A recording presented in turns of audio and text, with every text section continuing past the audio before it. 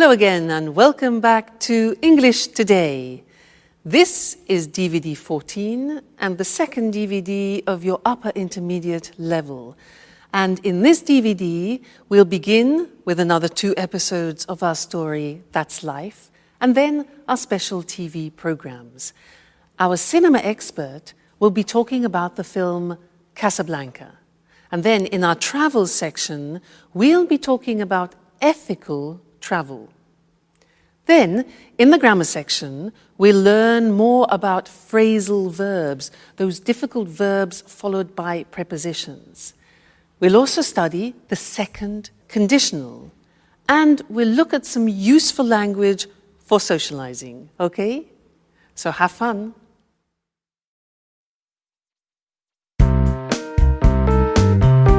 Really? Peter was going to punch Jack? That's right. But luckily I arrived in time. I'm glad I decided to check up on them. Wow. What happened next? Well, Jack and I left, and I think Peter and Sharon carried on with their argument. Wow. Oh, it's a shame I wasn't there. But you knew about Jack and Sharon, didn't you? Well, yes. I found out by chance. I came across a photo of them together while I was cleaning one day. Wow. What an incredible story. Could you stop saying wow? This isn't a film. If it were a film, there would be a happy ending. Well, to tell you the truth, I think this is more exciting than The Bold and the Beautiful. What's going to happen now? I have no idea. If Sharon doesn't go to Japan, I think she and Jack will probably get back together. And how are you getting on? If I were you, I would forget Jack. Oh, don't worry about me. I'll get over him. Good girl. If I were you, I would look after myself. There are other fish in the sea, and you are such a great catch. Thank you, Alice. But to tell you the truth, I'm looking forward to not having a man in my life for a while. Don't say that. I know you're hurt, but what would you do if you met a nice, handsome young man who, by the way, loved cleaning as much as you do? Well, if he loved cleaning as much as I do, I wouldn't let him go. But, you know, men like that are pretty rare. Anyway, getting back to Jack and Sharon, how do you think it will end? Don't worry about that. I'll send you a letter with all the details. And I'm going to miss you, you know. Me too. But I'm happy that you're going to work with your father. Oh, it's great that he wants you to come up with the stories for his films. It's what you really wanted, after all. It's true. It's been such a long time since I got on so well with him. And of course, I can't wait to get on with the new film. I'm so excited about it all. Another star in the family. Miss Dubois conquers Hollywood. Actors and actresses doing their best to impress her. No one can keep up with her. Especially because Mars is in line with Scorpio. And what are you going to do now, Anne? Well, the first thing I'll do is look for a new flatmate so I can carry on living in this apartment. You know how expensive it is. If I had the money, I would live here on my own. But you're not alone. There's Jack. And how long do you think he'll stay here? As soon as Peter leaves, he'll only be looking after Sharon and her apartment.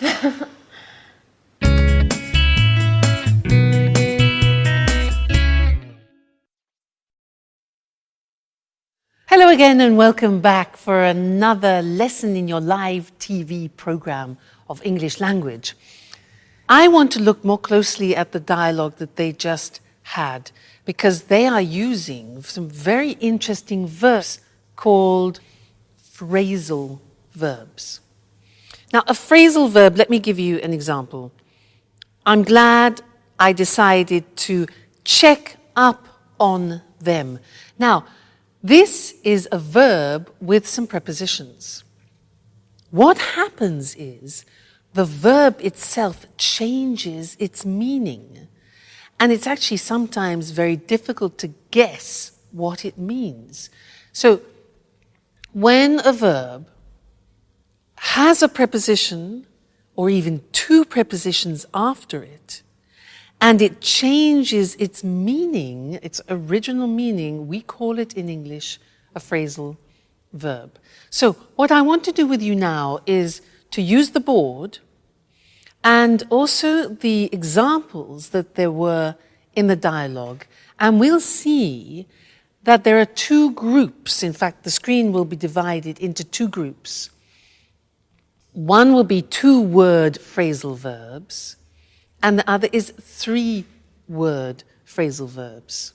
Let me explain a little bit better. For example, Anne said, the example before, I'm glad I decided to check up on them. You see that? To check up on them.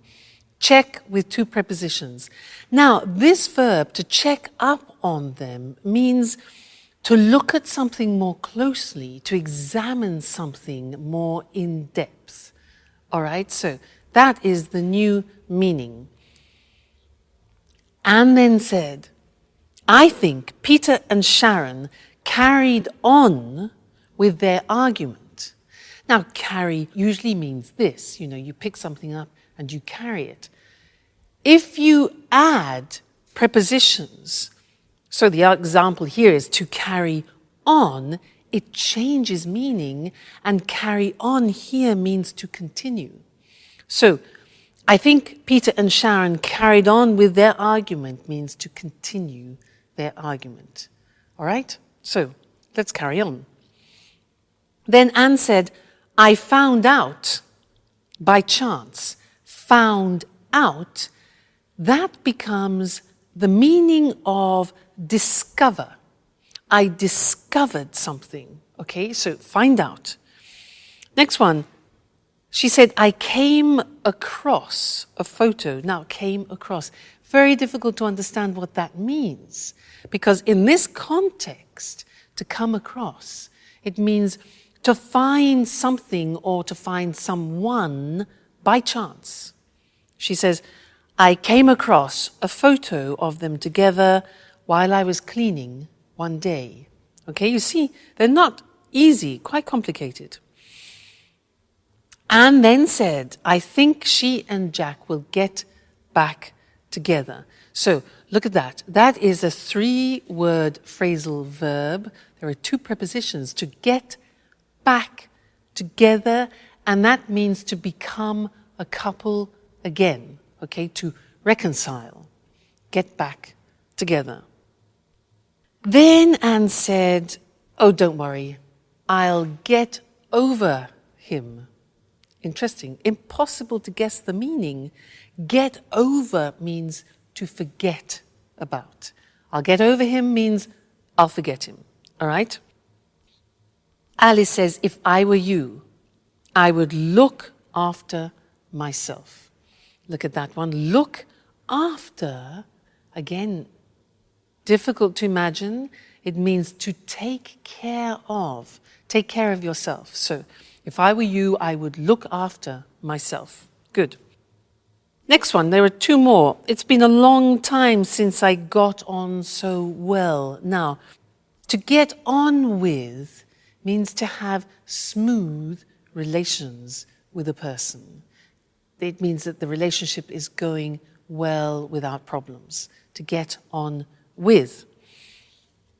And the last one. Anne says, I'm looking forward to not having a man in my life. Again, look at that. To look forward to. Again, very interesting. This has two prepositions, look forward to, and it means that you think of an event in the future with pleasure. I could say to you, I look forward to seeing you again in the next lesson. All right, so these are the phrasal verbs, very difficult. People hate them.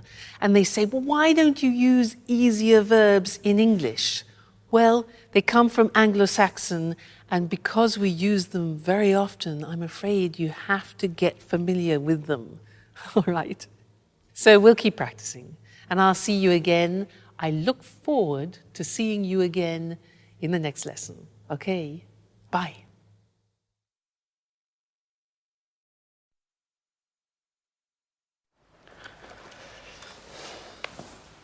Hi, Sharon.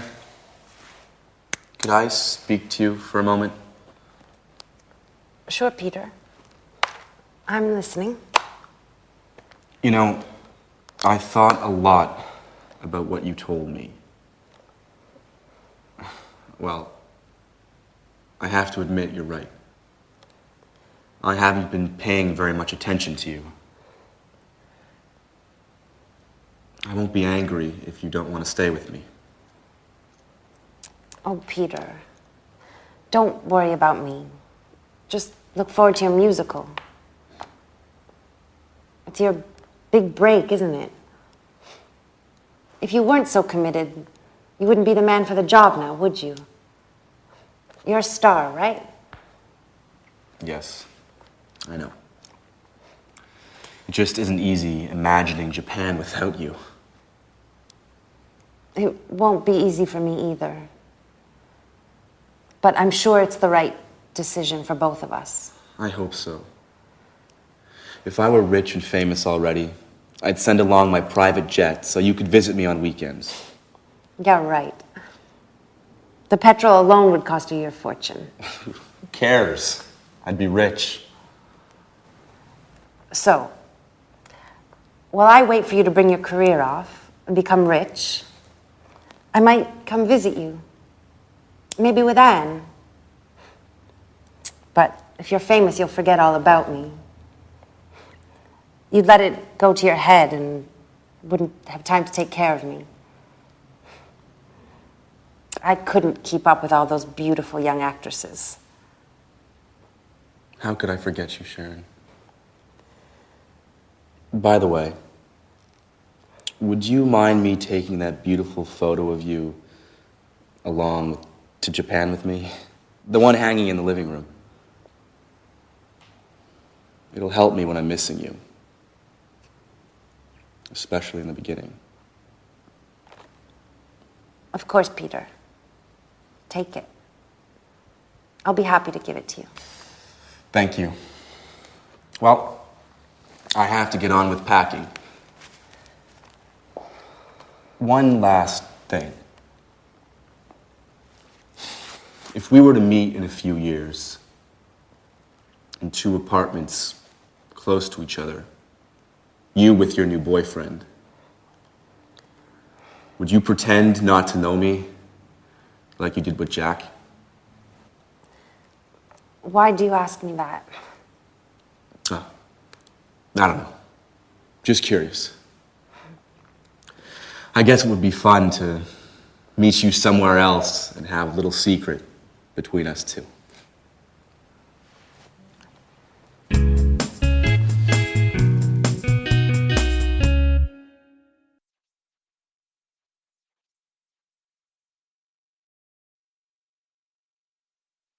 Hello again and welcome back for some more English.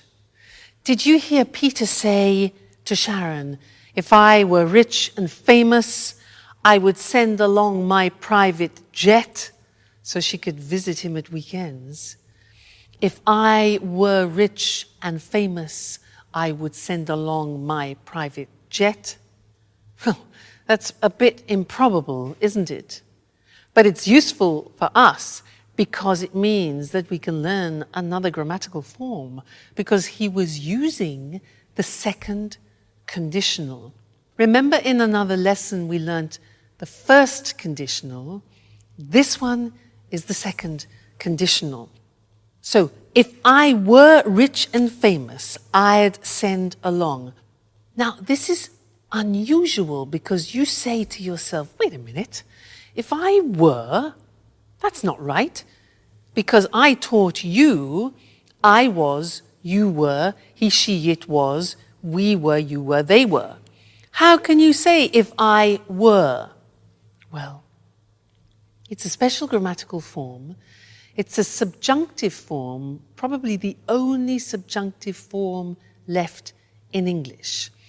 And when you say, if I were you, you're putting yourself in somebody else's shoes.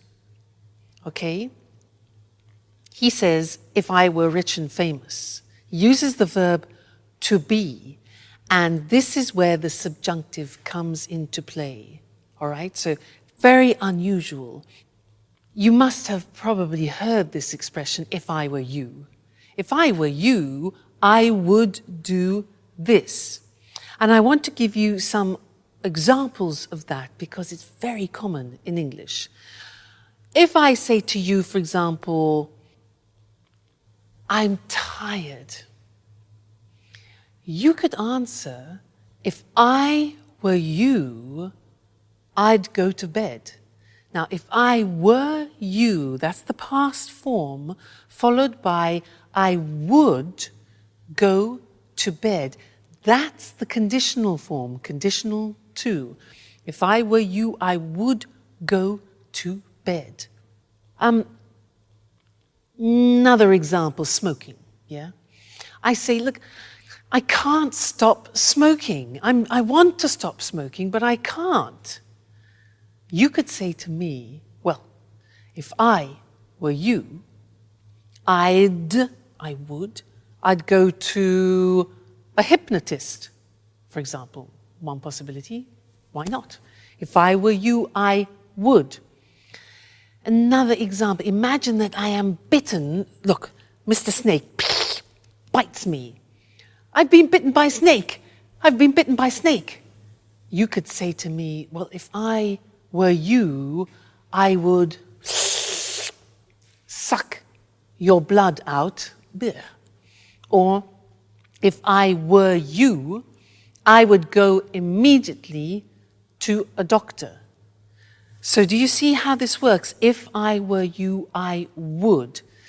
Let's go to the screen now because I want to show you that example and also normal examples of the second conditional. So, we use the second conditional when something is improbable. That's why we use if. Let's look at some normal examples.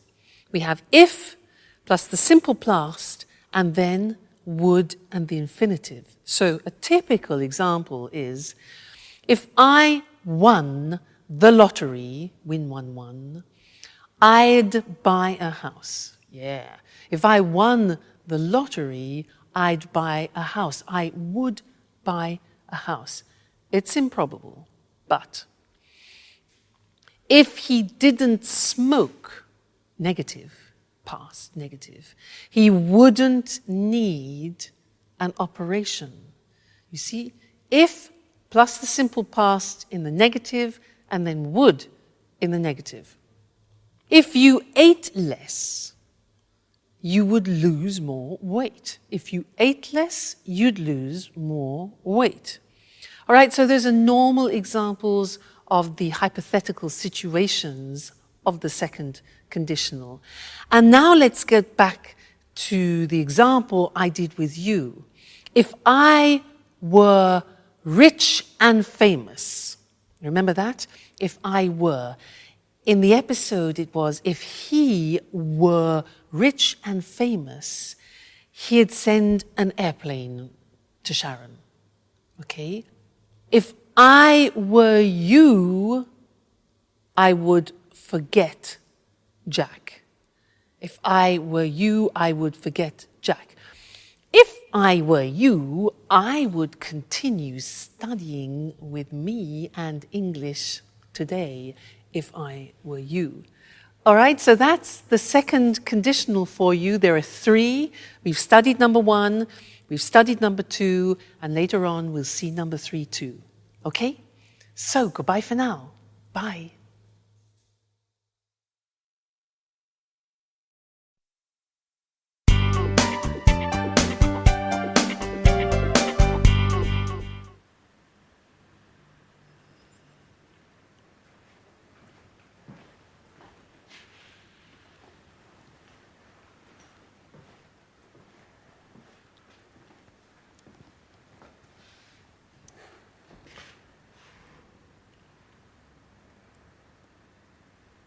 So it's just you and me, isn't it, Anne?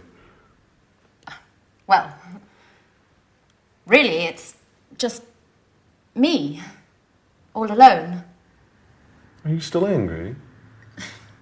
No, I was just joking.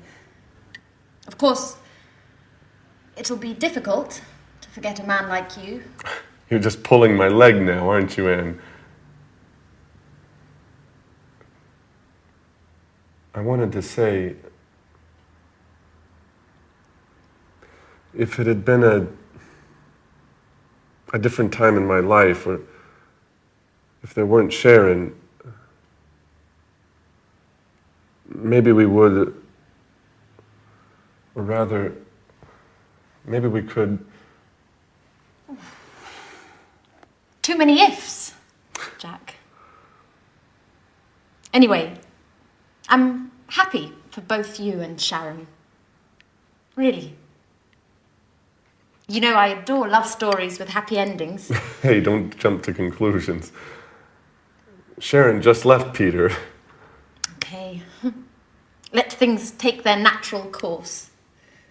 You know, as Alice would say if she were here. I really miss her craziness. And her jokes. The house just isn't the same without her. That's true. She always had something to say.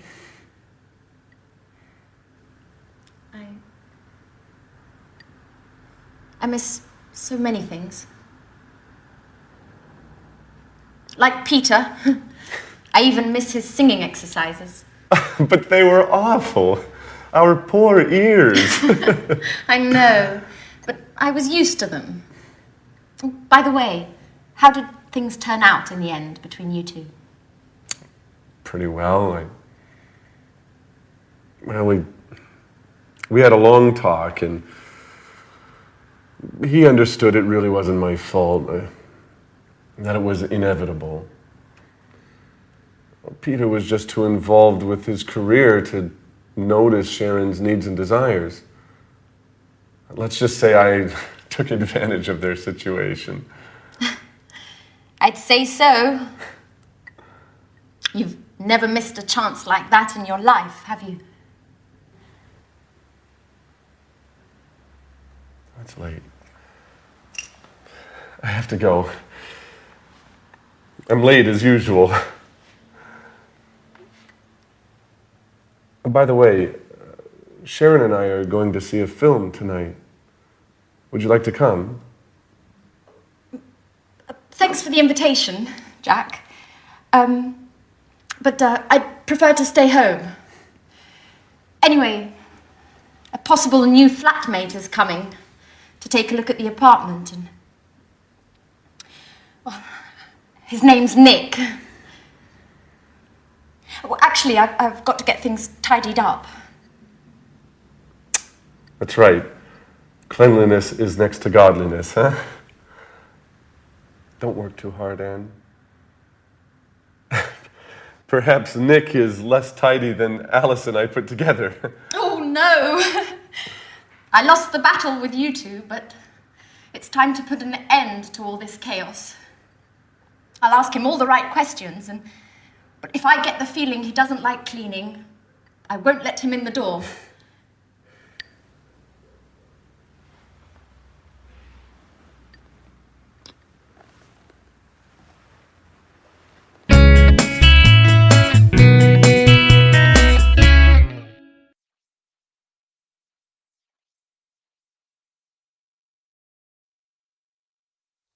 Hello again, everyone.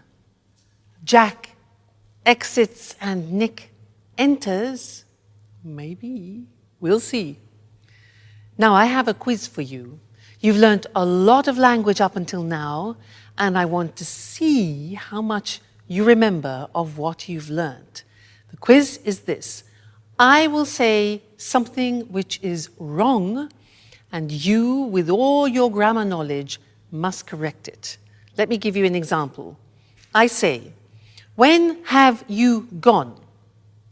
Now that's wrong, because when uses the simple past. So we correct it and say, when did you go? All right, so that's the quiz. Your turn. What means this word? What means this word? Yeah, that's a question. With questions you need, auxiliaries. So, what means this word? What does this word mean? Yes. Next one. Has he any brothers? Question. Good. It's a question auxiliary. Does he have any brothers? Okay. Next one. This is more difficult. Be careful. I live here since 1977. I live here since 1977. Think of since. Yeah. Present perfect continuous. I have been living here since 1977. Great. Next one. What do you do tomorrow? What do you do tomorrow? Yeah, exactly. Do you do is the present tense.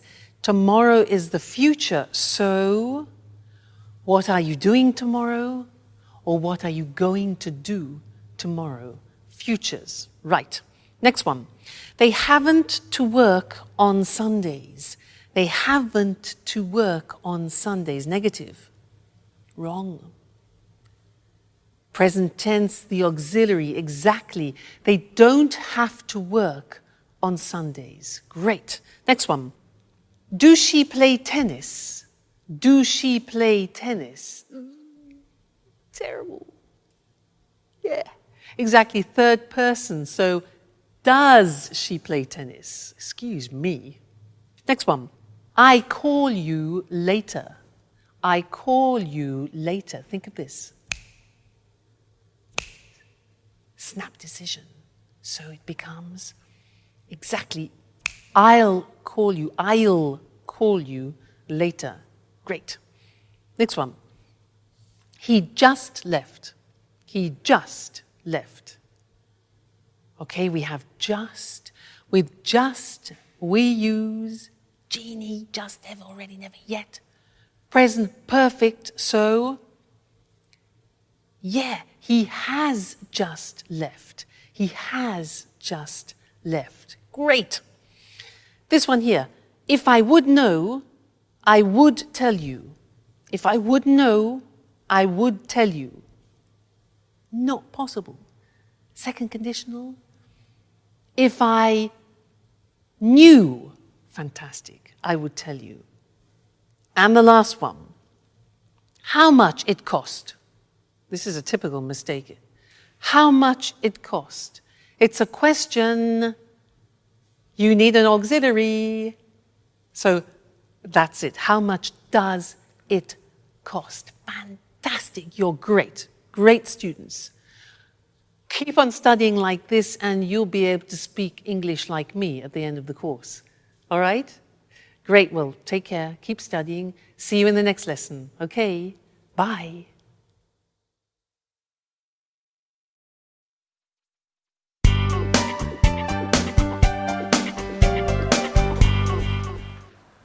Good evening. My name's Nick. How do you do? How do you do, Nick? My name's Anne. It's a pleasure to meet you. The pleasure's all mine. So this is the apartment. It's very beautiful. And so clean and tidy. I love cleanliness. I'd even say that I'm a maniac for cleaning. Really? Well, yes. My friends give me a hard time. They say that I'm the mommy of the group. Is that so? My friends say the same thing about me. There's another thing, Anne. To tell you the truth, it's a little embarrassing. I have another hobby which I adore. What would that be? Well, I just adore cooking. In fact, could I take a look at the kitchen? Are you okay, Anne? What? The kitchen. Do you think you could show me the kitchen? Oh, I'm sorry. It's just that, well, I love cooking. Fantastic.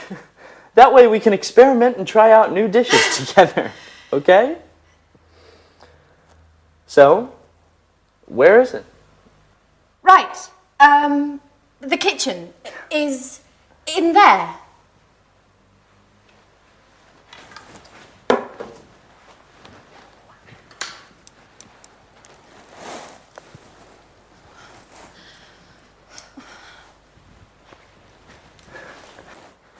Great. Roomy, well lit, and tidy, just as I like it. I've got to confess that the kitchen is key to whether I come to live here or not. Oh, well, Nick, are you pleased? I mean, with the apartment. Oh, yes. It's very lovely. I like it very much. Not only the apartment. Thank you. So, when would you like to move in? Well, if it's all right, I'll move in tonight. I just need some time to get my things. Oh, that's great. Well, I'll cook up some dinner while you get your things, and then you can tell me what you think. I'm sure I'm not as good a cook as you. I'm not so sure. I'll go get my things. I'll try to hurry up, and then I can give you a hand. You know what, Anne? I think we're going to get along well.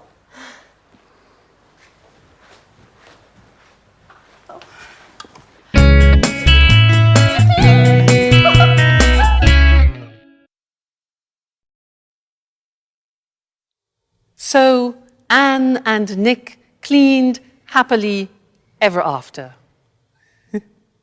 Now, in the last episodes, we have seen lives changing, we've seen people saying goodbye, and I want to look at that language that we use when we say farewell. Farewell in English is a word which means stay well in the future. So let's look at some of the language we can use. We heard, I'm sorry to see you go, and also, I'm going to miss you. I'm going to miss you. Hope to see you again soon is something we very often use. Hope to see you again soon, okay? Call me from time to time. Call me from time to time is a nice one. Another really nice expression in English is let's keep in touch. Let's keep in touch, all right, so that you continue having a contact with that person. Let's keep in touch. Let me know how you're doing. Let me know how you're doing, okay? Then saying goodbye to people, some examples are all the best. All the best for your new job, for example, to Peter. Good luck with your new job, another very common expression, good luck with your new job. See you soon. See you soon. Yes, like an imperative there. Take care. That's really very nice. It means look after yourself. Look after yourself or take care. Then safe journey. Now that's when people are leaving by car or by plane or by train. Safe journey. And you're wishing that they have no problems. Then goodbye, or more informally, bye. Cheers, which is something that we use a lot in England, and we also use it when you're drinking with someone. Cheers, also for goodbye. cheers, and we also use the Italian form ciao. So, bye, cheers, and ciao until our next lesson, where we'll be doing some more English language. Ciao.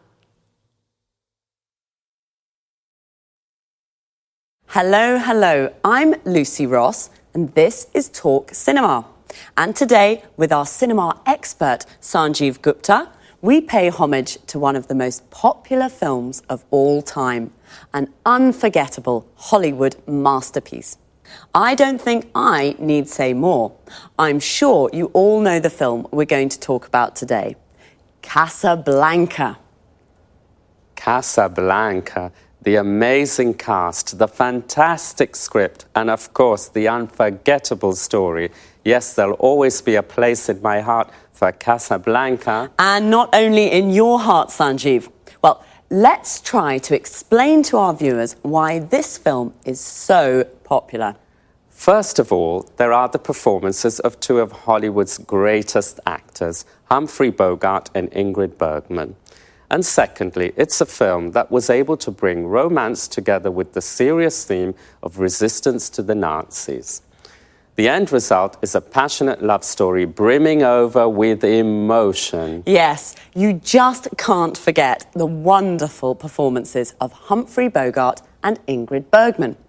Could you run through the plot for us, Sanjeev, just to jog our viewers' memories? Sure. Casablanca takes us back to a wartime Europe of Nazis and freedom fighters. The film, directed by Michael Curtiz in 1942, focuses on the character of Rick Blaine, a cynical American who has escaped from occupied France to open an upmarket jazz bar in the Moroccan city of Casablanca. He has to choose between his love for Ilsa and his duty to help her husband Laszlo, a resistance leader, to escape from Morocco to continue his fight against the Nazis. Ilsa first met and fell in love with Rick in Paris. She believed her husband had been killed by the Nazis. When she discovers that Laszlo is still alive, she leaves Rick abruptly without explanation and returns to Laszlo, leaving Rick feeling betrayed and bitter. In the end, Rick sacrifices his love and helps Laszlo and Ilsa to escape to Lisbon. Wow, that's it, yes. Who can forget Rick's famous line to Ilsa as she gets on the plane at the end of the film? We'll always have Paris. That's true. There are also several other famous lines in the film. For example, when Rick says to Ilsa, "Here's looking at you, kid." Or when Ilsa says to Sam, the piano player, "Play it, Sam, play." Wait a minute, what's the name of that song? Oh yes, I remember. As time goes by, I've sung it so many times. But tell us, am I correct in thinking the film won an Oscar? 3 Oscars for Best Picture, Best Director and Best Screenplay. It was a big hit in 1942 and has been ever since. Casablanca represents Hollywood at its best. A film with undying universal appeal. The film is still shown regularly in America. Really? Do you mean on TV or in the cinema? Both, actually. You know, colleges across the USA show the film every year during the week of graduation exams. This has helped keep the film popular. Well, it certainly is an unforgettable film. That's Casablanca. Thanks to our expert, Sanjeev. Goodbye, Lucy. Goodbye. And goodbye, everyone. See you again soon with the next edition of Talk Cinema. So, have you seen Casablanca? It really is an unforgettable masterpiece. We say something is unforgettable when it's difficult to forget. Casablanca is unforgettable because it's such a good film. We call it a masterpiece. A masterpiece is an excellent piece of work. We usually use it for films, books, and art. Why is Casablanca such an unforgettable film? First of all, the amazing cast. Amazing here means incredible, very good. The cast is all the actors of a film. Casablanca features Humphrey Bogart and Ingrid Bergman. if you've seen it, you can't forget their incredible performances. An actor's performance is the way the actor plays his or her role. Secondly, the script. The script is the text of a film or a play. In fact, Casablanca won 3 Oscars, one for the best screenplay. The screenplay is another word for the script. It won Best Director. The director was Michael Curtiz. We say it was directed by Michael Curtiz. And it won Best Picture. Best Picture means best film. I'll quickly run through the plot to jog your memories. What does all that mean? To run through something means to make a brief summary. The plot is the storyline, what happens in the film. And to jog someone's memory means to help them remember. Sanjeev jogged my memory. He made me remember some famous lines from the film. A line is something an actor says in the film. One of the most famous lines is, "At the end of the film, we'll always have Paris." Notice how we say, "at the end of something," but "in the end" means finally, after some time. And now it's time for me to say goodbye. So see you all next time. Bye. Good morning and welcome to this week's edition of The Travel Programme. In the studio with me, as always, is Christine Oteng, our travel expert. Good morning, Lucy, and hello to everyone. Are you dreaming of your next holiday? You can't wait to get away from it all. Thinking of going to an exotic, tropical destination? Well, let's have a look at some suggestions that will make your travels more rewarding and help local people too. So over to you, Christine. Thanks, Lucy. Well, the golden rule for a true traveller is to respect the culture and environment of the country you're visiting. This is why I want to talk today about ethical travel. I'm not talking here about a weekend in Paris or a week on a Greek island, but more about tourism to more distant locations in poor, developing countries. Ethical travel is all about what to do when you're on holiday in one of these countries. Can you give an example? Sure. To start with, before you leave home, try to choose a travel company that gives part of its profits to a fund that supports local community projects. You know, with traditional tourism, only a very small percentage of the income generated by visitors actually goes to local people. Most of the money that tourists spend goes to multinational companies. Usually, these companies take their profits out of the country and do very little to help local communities and the local environment. You're right. The tourist industry can be a very cutthroat business. So do you have any other suggestions on how we can travel ethically? Sure. Choose a resort that is built with local materials in the local style or stay in local family-run hotels. Shop and eat where local people do. Use public transport and try to learn a few words of the language before you leave home. The only way to really get to know a country is to get in touch with local people.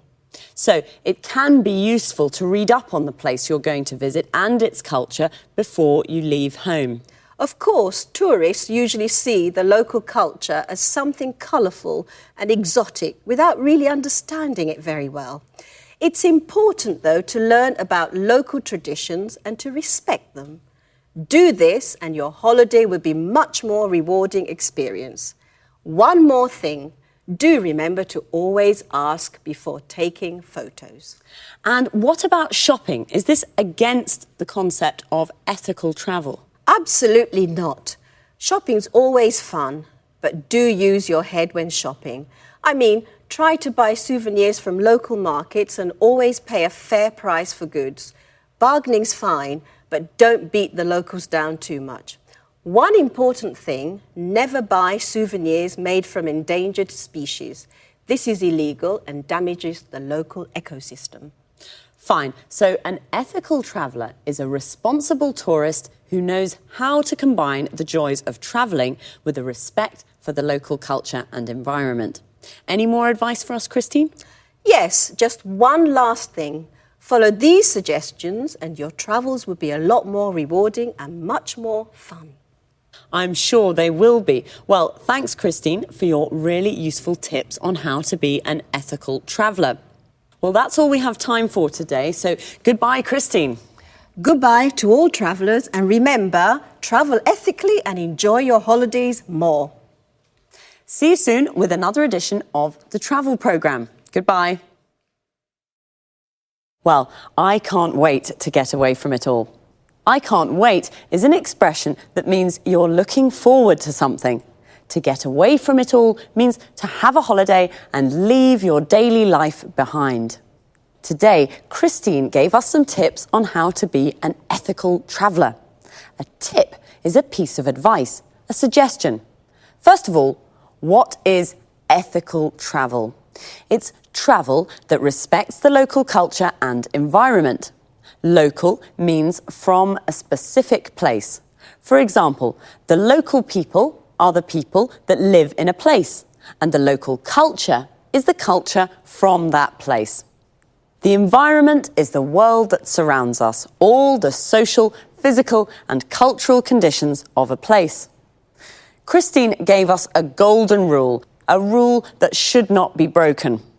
The golden rule for an ethical traveller is, in fact, to respect the local culture and environment. She also suggested choosing a travel company that gives some of its profit to local communities. A community is a group of people living in the same area. A travel company is a company that organises tours to various parts of the world. And you should read up on the place you want to visit. To read up on something means to research and get information about something. The best place to stay is in a family-run hotel. Family-run means it's owned and managed by a family. And when you go shopping in a market, bargaining is okay. To bargain means to decide the price with the seller. If something costs $20, you bargain to pay $15. But don't beat the locals down too much. To beat someone down means to force them to reduce the price of something. That's all for this week. See you again soon.